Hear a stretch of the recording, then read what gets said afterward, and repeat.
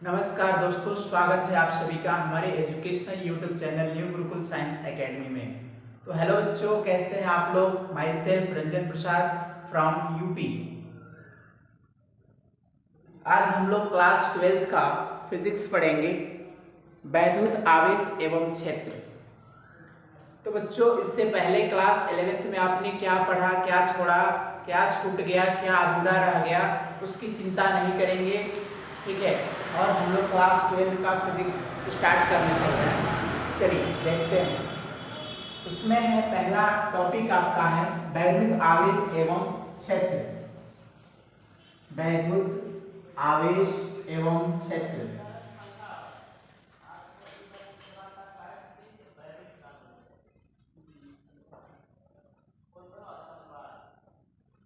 Electric charge and field.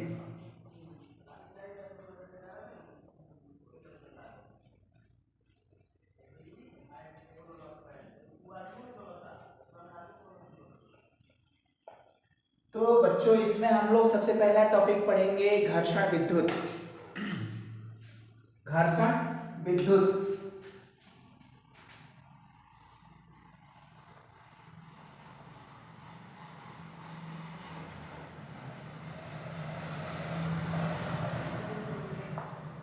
Electric friction.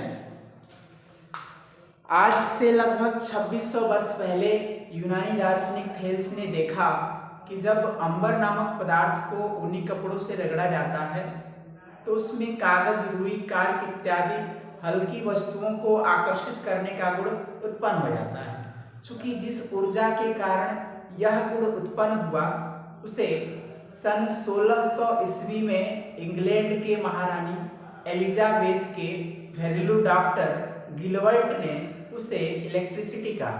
चूंकि ये वस्तुओं पर स्थिर रहती है इसलिए इसे हम स्थिर विद्युत भी कहते हैं। आइए कुछ देखते हैं।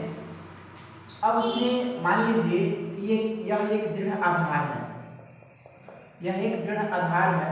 किसी दृढ़ आधार से धागे से बांध करके कांच की छड़ को लटका दिया गया। किसकी छड़ को लटका दिया गया? कांच की छड़ को लटका दिया गया। अब रेशम के कपड़े से कांच की छड़ को रगड़ा जाता है।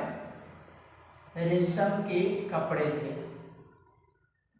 जब कांच की छड़ को रगड़ा जाता है तो रेशम के कपड़े से अल्फा कण निकल करके कांच की छड़ में प्रवेश कर जाते हैं तथा कांच की छड़ से इलेक्ट्रॉन निकल करके और रेशम के कपड़े में प्रवेश कर जाते हैं, जिसके कारण कांच की छड़ धनावेशित हो जाती है। ठीक यही क्रिया होती है एक और दृढ़ आधार से एबोनाइट की छड़ को बांध लेते हैं, इबोनाइट, और इसे फलालेन के कपड़े या बिल्ली की खाल से रगड़ते हैं। बिल्ली की खाल क्या होता है? जब इससे रगड़ते हैं तो बिल्ली की खाल से इलेक्ट्रॉन निकल करके इबोनाइट की छड़ में प्रवेश कर जाते हैं तथा इबोनाइट की छड़ से अल्फा कण निकल करके बिल्ली की खाल में प्रवेश कर जाते हैं, जिससे एबोनाइट की छड़ ऋणावेशित हो जाती है तथा बिल्ली का खाल धनावेशित हो जाता है। अर्थात यहाँ इलेक्ट्रॉनों की अधिकता हो गई, तो जहाँ इलेक्ट्रॉन की अधिकता होगी वो क्या होगा? ऋणावेशित होगा, और जहाँ इलेक्ट्रॉन की क्या होगी? कमी होगी, वो क्या होगा? धनावेशित। क्लियर है?